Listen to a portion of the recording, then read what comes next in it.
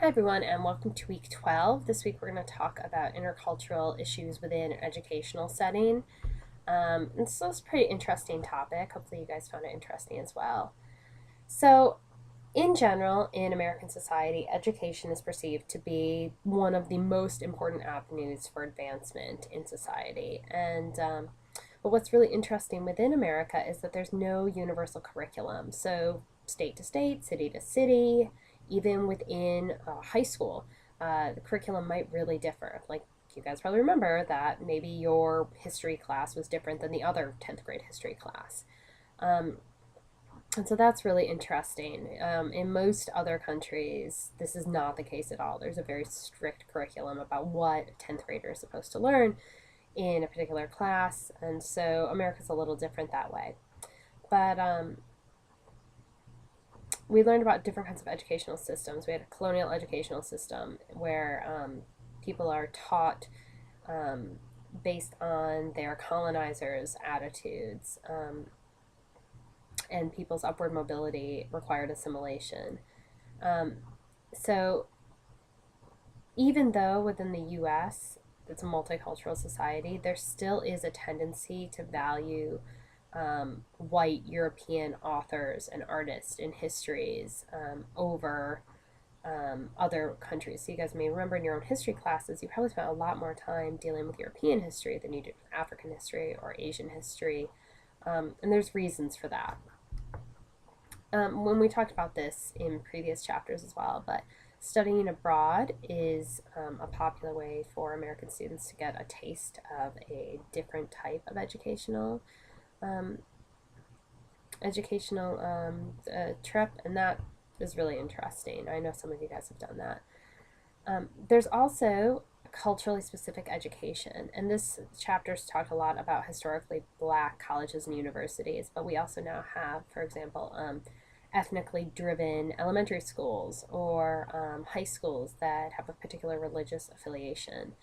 But just to talk a little bit about historically black colleges and universities, in 1890, this was a congressional act um, because traditionally black colleges received unequal funding, and that this perpetuated the inequalities that already existed.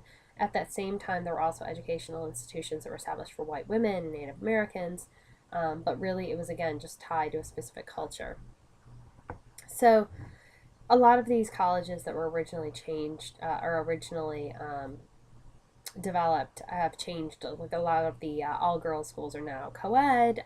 Historically, black colleges and universities are open to more than just African Americans, but a lot of the traditions in which they were established still exist. So, um, more recently, there's a lot of pressure to immigrate to, or for immigrant students or English as a second language students to be assimilated into American education and looking at if they should be forced to learn English before learning other subjects or if they should be taught in their native language. So, within a school setting, the cultural differences between students and teachers is a really important thing to talk about. Like in business settings, there's power dynamics that go on, and it can create confusion and conflict within a classroom setting when teachers and students are from different cultural backgrounds, especially because learning styles and teaching styles are culturally bound, and so this really matters. Um, Also, we talked about last week affirmative actions within the workplace. There's also affirmative actions within university admissions. Um, a lot of student bodies don't reflect the demographic profile of the area that they're in or society more widely, and so affirmative actions policies are created to try to get a more representative student body.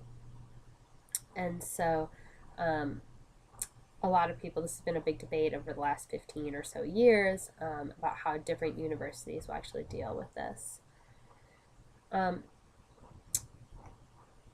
Also, there are social issues that affect educational settings. So, people from one culture will go into an educational setting that is dominated by another culture, and people will feel upset that, for example, their history isn't represented. And we talked about that when we talked about different histories. And one way to resolve this is coming up with histories that are more centered around different cultures.